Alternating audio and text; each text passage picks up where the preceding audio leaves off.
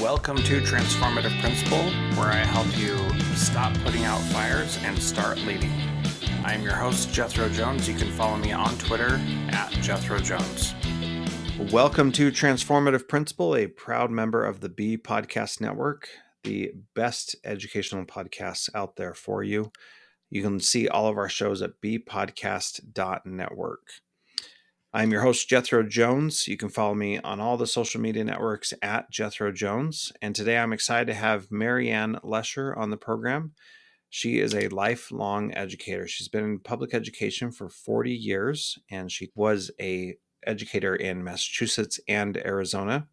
She started as an elementary and special education teacher and assistant principal in Westwood, Massachusetts, and eventually moved to Arizona, where she's been in the Kyrene Elementary District for over 26 years.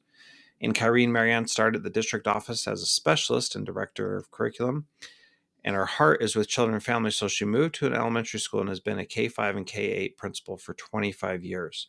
Over these years, Marianne's schools have achieved A+ School of Excellence Award from the Arizona Educational Foundation 4 times, and her current school was honored with the National Blue Ribbon School of Excellence recognition in 2015. This is the highest honor a school can achieve from the Department of Education in Washington, D.C. A highlight of Marianne's career as a principal has been her work to envision and bring to life the goal of a K-8 campus for Kyrene Traditional Academy. Marianne was charged with not only developing and training a staff in new curriculum instructional strategies, but also to work with architects and construction crews to add 2 new buildings to campus and overseeing the renovation of the existing school building, all while school was in session. With her staff, students, and community, Marianne's school has almost doubled in enrollment and continues to achieve amazing results and has been recognized with numerous awards as well. Marianne is a lifelong learner herself and received her undergraduate degrees from Boston College in elementary and special education, her master's in education from the University of Massachusetts, Boston, and her PhD from Boston College in educational research, measurement, and evaluation. She is a proud double eagle from Boston College. Marianne continues her own professional development and study through her work with National Institute for School Leadership, where she trains and mentors new and aspiring school leaders. She also works closely with the Arizona Educational Foundation in supporting school leaders and is an adjunct with Grand Canyon University. Marianne, welcome to Transformative Principle. Thank you for being here. Thank you so much, Jethro. This is a pleasure. And I'm excited to talk today about many things, but the importance of relationships and how that is the foundation for a transformative school and transformative principles. And it's the small moments in those relationships that really can bring out the best and have the most impact, I believe, for developing relationships with students, teachers, community members, and parents. Yeah, absolutely. And I'm excited because you not only know this because you're smart and have done work, but also because you've lived it. And we're not going to touch on hardly anything that it was in your bio, all these amazing experiences you've had. We're not going to be able to get to it. What I think is really powerful from our conversation today is that you and I share 2 opposing views about something that are both equally right, depending on who the person is. And to come to that view and be able to see that, I think is a really powerful thing and something that is inspiring and helpful for the people that we're serving. Really looking forward to that and looking forward to this interview with Marianne. We will get to that interview in just a moment. So, Marianne, you've been in the same place for so long, over 20 years. Tell us about how you're able to stay in the same place, because so many principals get either run out or pushed out or something happens and it's difficult. Like, what has been your secret to success?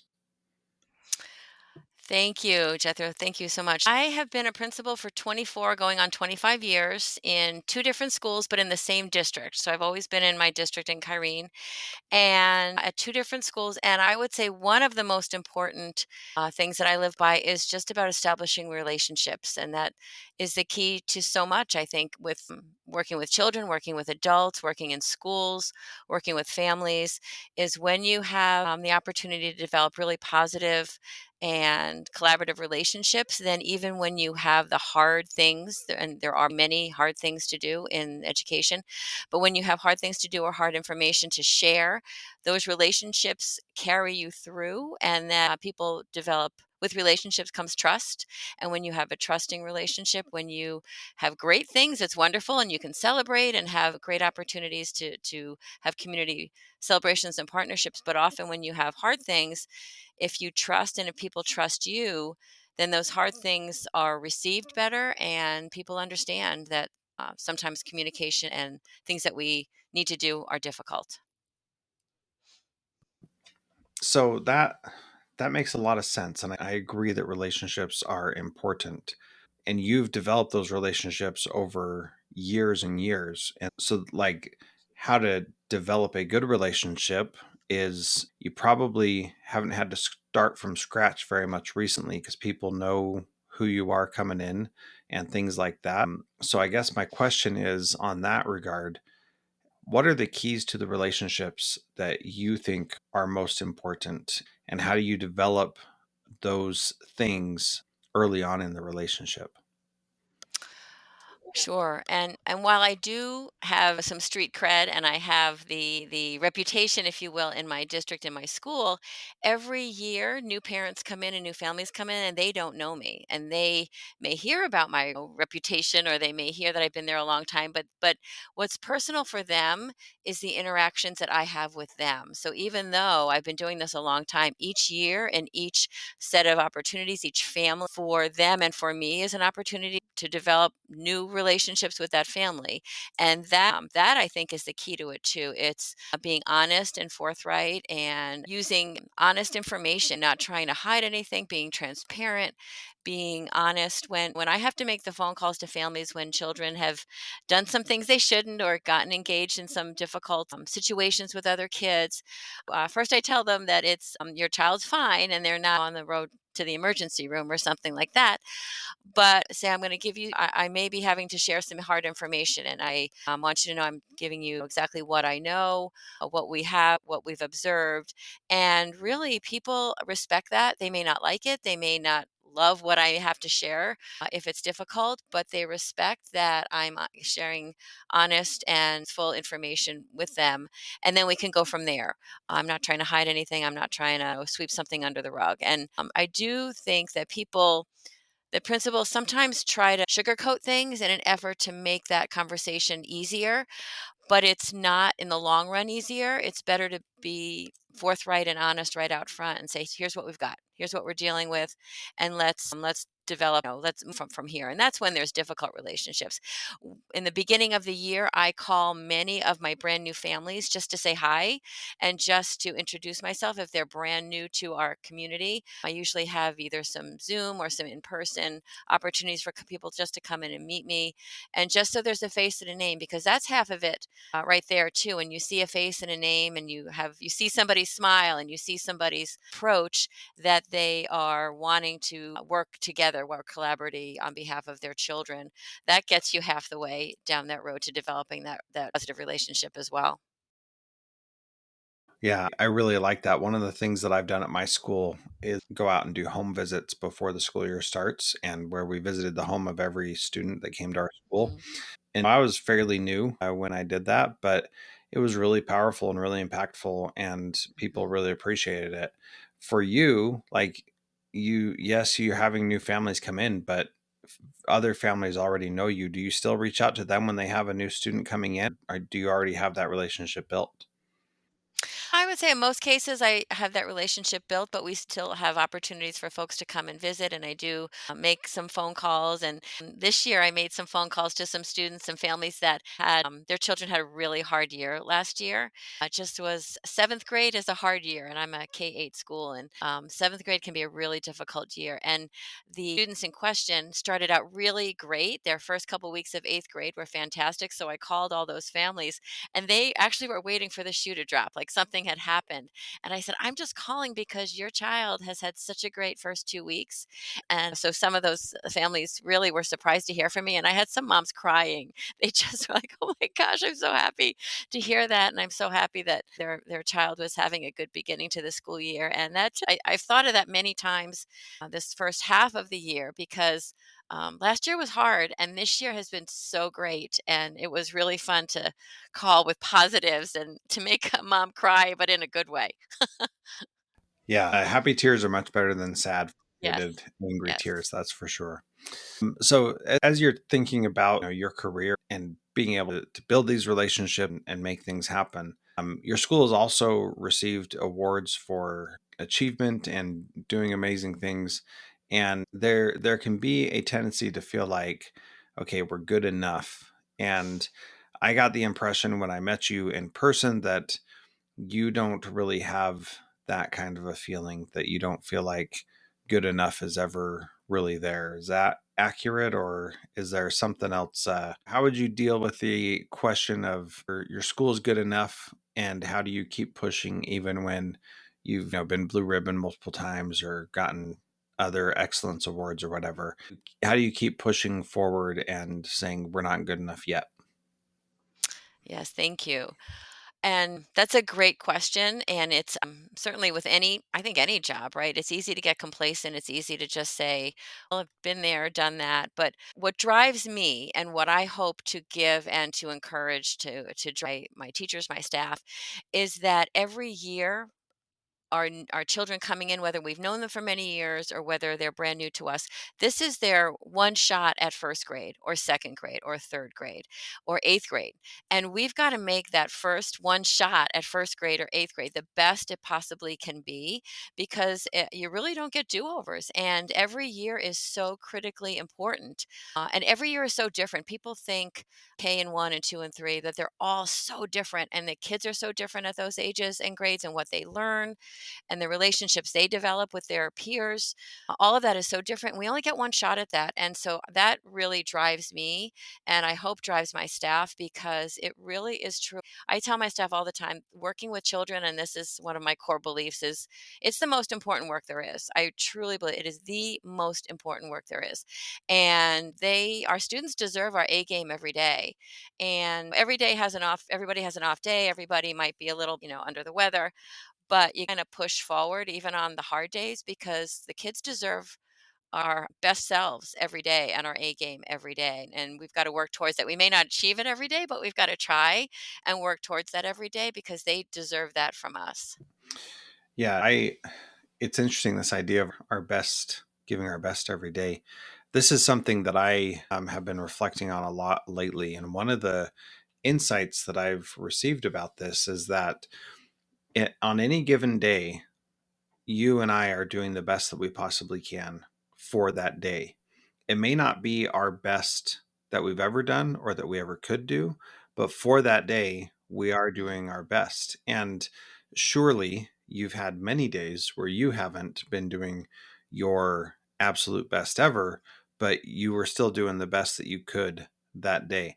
How does that Mhm. resonate with you? And what are your thoughts about that? Yes, I would agree with that.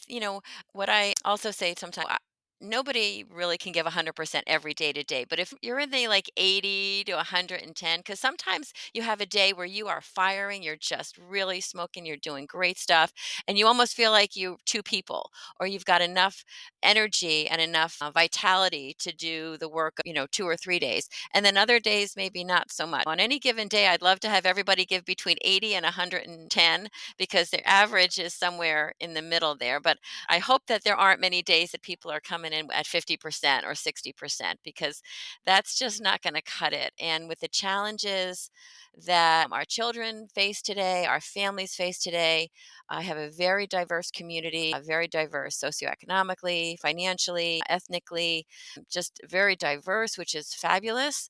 But there's a lot of challenges underlying all of that, and a lot of students who have been through a lot in their lives and past COVID just still trying to dig out of some of those things. And we have to be 100% and then some because they need they may not be getting 100% from their families, and they may not even be getting 50% from their families. So we need to fill those gaps as well. And that is a tall order for educators. And you can see why educators are exhausted and they're feeling burnt out and they're feeling just spent because the students need so much from the people in schools today. It is a very tall order for schools and for educators today. It really is. And one of the things that so my assistant principal and I, for a time, his name's Damon, some awesome guy, Damon Hargraves. You should make sure you connect with him somewhere, LinkedIn, Twitter, whatever. Very cool guy. He would say, we together need to be 100%. Sometimes Mm, that means you're 80 and I'm 20. Most of the time it means we're 50-50, but together we need to be 100%. And that perspective was like, it was new to me in a way that was really intriguing, because he was like, look, we're not always going to be the perfect principal, but together we can be much closer to perfect. And right. I just really liked that partnership approach of it. It's us together being great. And sometimes you're going to pick up my slack. Sometimes I'm going to pick Mm, up your slack. And there's no judgment there. There's no, you're not good enough. You're not pulling enough. It's just, hey, today you're at 20 and I need to be at the 80. And that's totally fine. right. And most of the we're at 50-50, carrying equal weight and in good shape. So let's change the subject just a little bit about the teacher that you work with. And again, I want to keep this idea of you being in the same district for so many years and just being at two schools between those 25 years, and how people, come and go. You still have to have hard conversations. You still have to say and do difficult things, and you still have to maintain those relationships. But let's talk about how encourage someone when you know them really well. A lot of times we think that motivation is dependent on us to like motivate someone else. We know that's a fallacy, even though we still think that it's the case. But what has been your experience in coaching up teachers as you've developed this deep relationship with them? Like, Mhm. how do you know what to say and how hard to push and when to push and those kinds of things? Let's talk through some of that stuff. Yeah, sure. Some of it really, and I have found that the most important, most powerful piece of that is just to be listening and to open the conversation, open the door for reflection, because teachers are running at a crazy pace and they don't have time for reflection. They're going from one thing to the next, and then they go home and their kids and their families. Just have some space to allow reflection and to say, okay, let's think about that lesson, or let's think about that training, or that experience, or something that may have happened with a family or with a child, and just leave some space to think together. That opens up the space for most teachers and most staff members to just have a moment and breathe and reflect and say, I thought about that, and that was really hard for me, or that was a hard conversation with that parent, or that situation was wonderful. I thought that a lesson that went beautifully, and I just felt like I was firing on all cylinders. But to just not to jump into to talk and to say, "Hey, that lesson was great, and what do you think? And what do you think?" And try to fill space, but just to leave some space on, "Okay, what do we think about that?" And 90% of the teachers I've ever worked with, I can't say 100 because some have chosen the wrong profession and they made some other choices out, but a good 80 to 90% of teachers truly want to be here for all the right reasons, know that this is their passion, but they also know when they've made some mistakes, or when things didn't go as well, or when they overreacted, or when they may have gone down a path with a family or with a parent that didn't turn out as well. So, in terms of coaching through difficult things, or when a teacher really knows their stuff and they are just, I have a math teacher who's phenomenal. Well, I have many teachers that are phenomenal, but I think about him because he tunes into the needs of every child so beautifully. And when I just happen to be walking through his room on any random day, I will see brilliance in his room, and I will see him bringing brilliance out of the students, and it fills my bucket. And I just think I just need to go there every day because it's such an amazing experience. And then when I give that feedback to him, I just say, "Yeah, that was so great to watch how you were able to coach those kids through that hard math problem or give them the right feedback that took them to the next level." That just made his day. So those kinds of small interactions are so meaningful and really more meaningful than the formal, let's do a scheduled observation, let's do this thing that we have to do because the state says we have to. But the small, and I want to say intimate, but not in that way, but those small moments of interaction that I'm able to see is really where the magic is. Yeah, that's so powerful. I'm glad you brought up that idea about observations and state mandated evaluations and things like that is such a waste of time and a way that principals judge their effectiveness in a really meaningless way, especially when 97% of teachers are effective or highly effective. It's like we know that's not really making any kind of difference and that giving it's not giving real feedback. And there's a guy named Craig Randall who wrote a book called Trust Based Observations. We did an interview with him on Transformative Principle. Definitely another one to listen to and worth checking out. But when what I say in my book is if you're doing observations so that you can do your evaluation, then you've already lost the game. What would you say to that? Yes, we do it because we have to, but that's not where the meat of your work is, and that's not where the real opportunities for coaching teachers and for having them reflect. Those opportunities are those small moments of walkthroughs, and when they say, "Hey, I'm doing this great thing today. Can you come by at 10 o'clock and just hang with me for a little bit? So I'm trying this new tool or trying this new opportunity for students to be engaged with math or whatever it may be." Those are the times where we need to use that to then plug into their formal observation, and however we document that for the powers that be so that they get the credit and they get the points and all of that system that exists that we have to do. But that's where the, I don't want to say it again, but the magic happens. That's where you really see the beauty of what teachers do on a daily basis. And most people in the outside world don't get to see that because they just make assumptions about what happens in schools.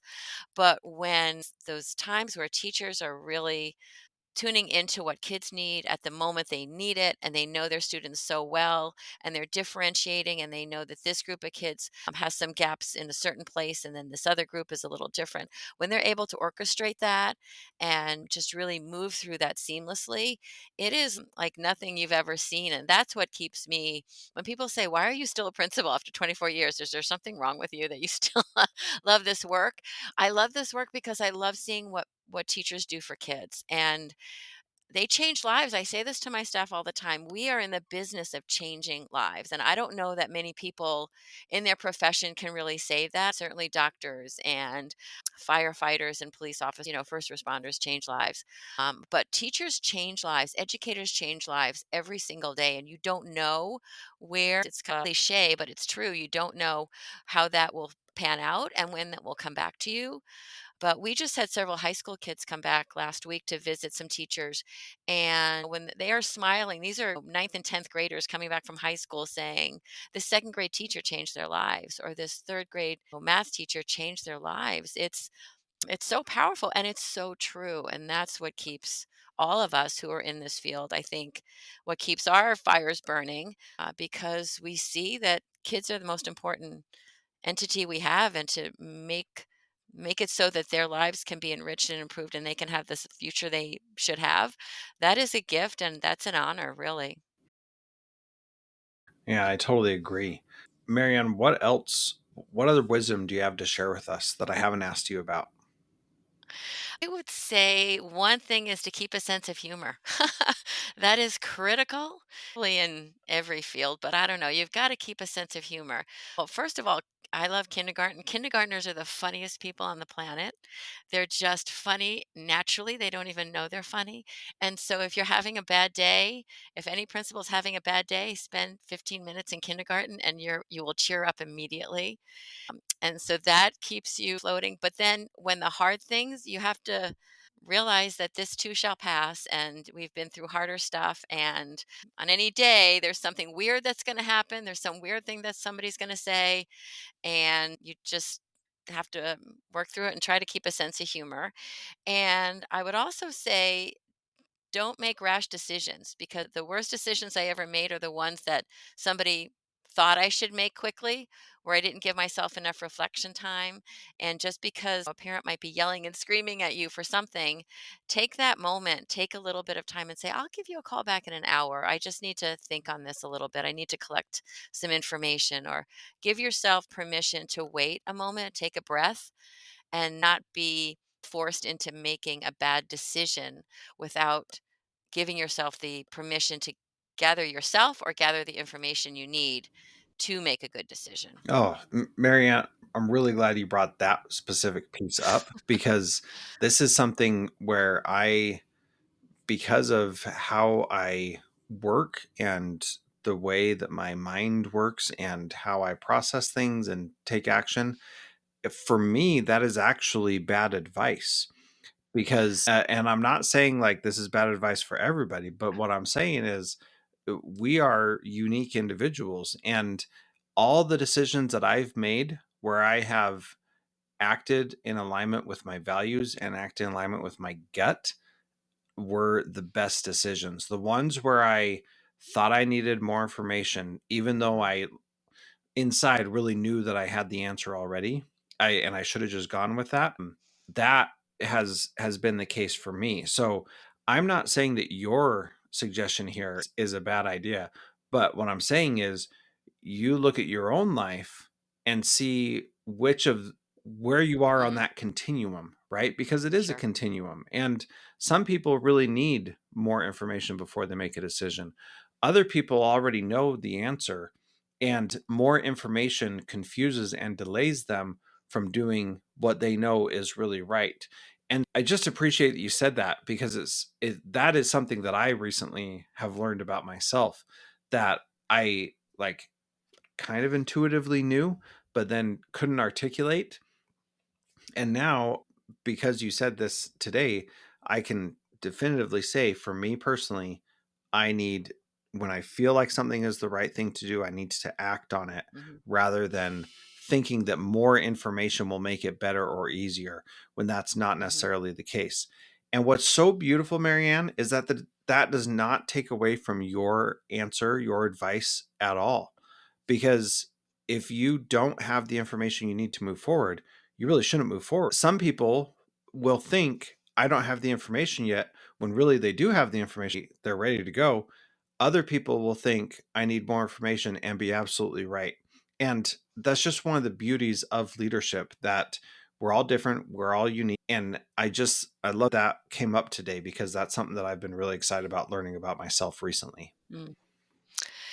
And I think absolutely true. I agree 100%. And I think I would just add one more piece to that is, I have learned not to have somebody else push me one way or the other, or not to have somebody else's, if it's their style or their philosophy, to push me one way or the other, so that I could stay true to how I process information or reflect, that someone else's immediacy may or may not be mine. Yes. So you don't have to take on their urgency, their stress, Mhm. their Right. priority. You can say, this is what I believe and this is what matters, and be totally fine with that. And I think that is Mhm. so important, Marianne. Thank you so much for saying that because you just can't give that control over your life to someone else.